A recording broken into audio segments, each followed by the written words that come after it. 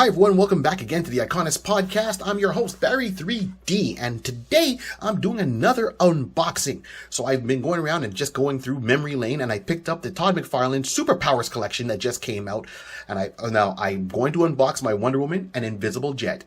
Just to let you know, as a collector, I had to buy two sets. So I have one set that I'll never open, and this set I'm opening because why not? It's good to have it and see it behind the plastic, so to speak. So I'm just going to do a quick unboxing video.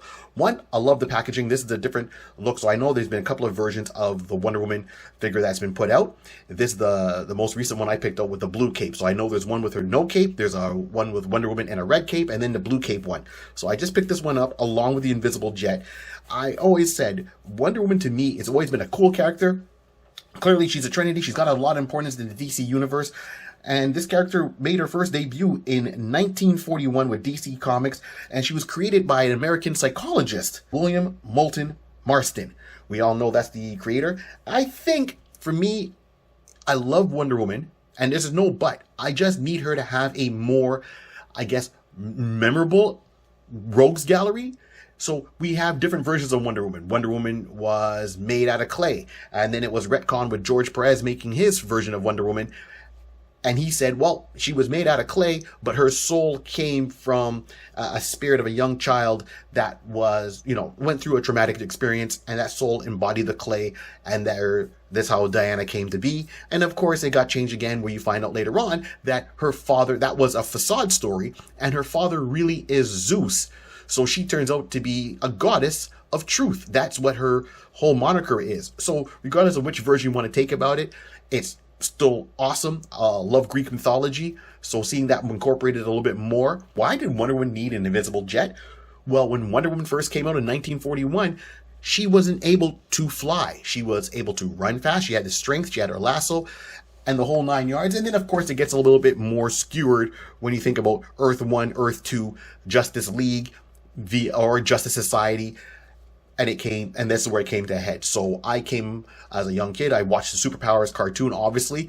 This is why this speaks so much to me. And then I watched, of course, Wonder Woman when it came out back in the day with Lynda Carter as Wonder Woman. My only side note is when Gal Gadot played Wonder Woman, loved the first movie, I always said Lynda Carter should have been cast as her mom, the Wonder Woman from Justice Society. And she went over so that she wasn't able to fly. This is why she needed the invisible jet.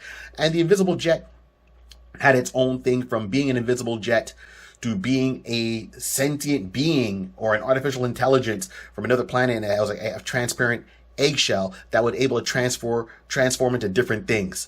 So that's how it came about. That's how they went about using it, and this is why she needed the jet. Either way, the jet was cool. So I know for us, we see it as a jet being transparent, and you can always see Wonder Woman sitting inside the jet. Keep in mind, the jet was supposed to make her invisible, undetectable. So to us, as as an artist drawing it to know where it is on screen, we had to see someone in the jet, and the jet have an outline or look like a glass bubble. Batman's costume is supposed to be all black, but you draw all black, it doesn't show the definition of muscles when you put that on paper. So this is why they use blue and gray instead of black. Of course, he makes Robin dress in bright colors like a human bullseye, but that's a different thing for child services to deal with Bruce Wayne. All right, here we go. So we've got Wonder Woman is not attached to the back like how the Superman or Batman's cape was in the Superpowers collection with, a little pin in her, piece of plastic going through it, so that kind of way it doesn't damage the cape. So that's really cool. I like the overall look of her costume. Can't knock it, and for the Superpowers collection, let's be real. This is price point in the US for $9.99. I picked this up from a toy store here in Canada that specializes in these things. So I know they're kind of exclusive and you have to go and find them. So if you're looking for them here, and you want to find it, they still have a lot of stock, and they even have stock of Black Manta. What? I got two of those. So the price point of these are about $15.99 here in Canada, which is not bad when you think about the figures and what you're getting. And that's CMB Toys or CMBstore.com. So you look them up. I'll put the link down below. This is where I've been picking these things up from. So here we go. So we have Wonder Woman. So she's in here. There was a plastic piece in the back that kind of was molded. The cape is nice and cloth. That is so cool. I see some joints on there. All right, we're going to pop her out of there. good on you, Todd McFarlane, is, making people relive their childhoods. And this way, if you want your kids to experience it, say, hey, here's the toys that I kind of grew up with. They're very similar. You can go and buy these for your young kids. And, once again, fire up the imagination. Come on. I don't think there's enough toys or play sets. Everything's got to be digital, and that's nice to see something that's not digital. It's tangible. I don't have to download an app to hold it or see it or to experience it. So she's got her hair cape, no lasso, so we got a cape. So pretty much, to keep the price point down, it's one or the other. So we're going with that. So Wonder Woman! Yeah, I'm singing the theme song from, the TV show with Linda Carter. Come on now. That every time you heard that was awesome. And even then, that TV show makes you think. Because season 1 took place during World War II setting with Steve Rogers, where she left Paradise Island. So very simple, nothing else in the box except that piece of plastic. Hopefully in the future he'll put like boxes with the see-through bubble plastic on it so you can see the items more inside. Maybe might change the price point. I don't know. They never had her playing in the Superpowers collection. It came out in the Mego collection. So she never had her own vehicle. I think Wonder Woman is underutilized. And part of that, once again, these are just my thoughts or opinions. So we don't have what per se say her lasso, but we do have a crane that's in here, a grappling hook, which is, oh man, I'm loving this stuff. It's like Vin Diesel. I live for this stuff.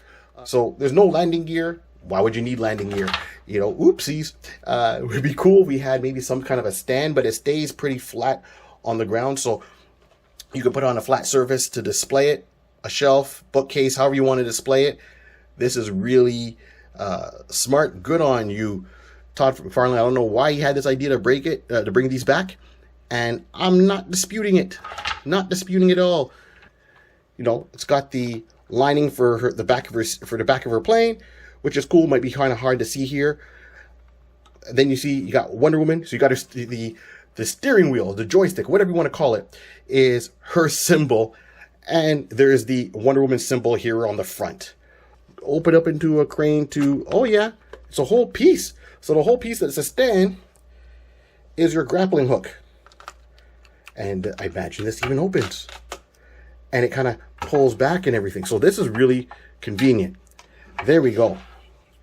So now you can turn around. The plane can hover. I guess it's got a hover mode. Or you just turn around and snatch someone up like Batman and keep on flying, or Cheetah, and then take her off. So there's only room for one figure in here, generally speaking. You could slide her a little bit forward and put another figure behind her.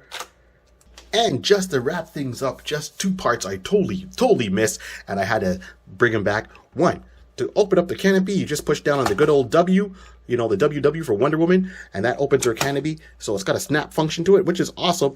And this is what I was missing.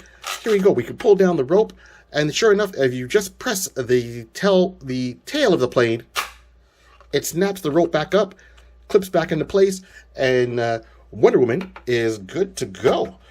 And fight some crime. Look out, Cheetah. She's coming your way. Thank you once again for tuning into the Iconist Podcast. Remember, like, subscribe, and share, rate, and review. Every Tuesday, we have a video coming out, and every Wednesday, the audio goes on where you get all your podcasts from any streaming service. Remember, this whole world was created by a pencil, a piece of paper, and lots of imagination. Keep on dreaming. We're out.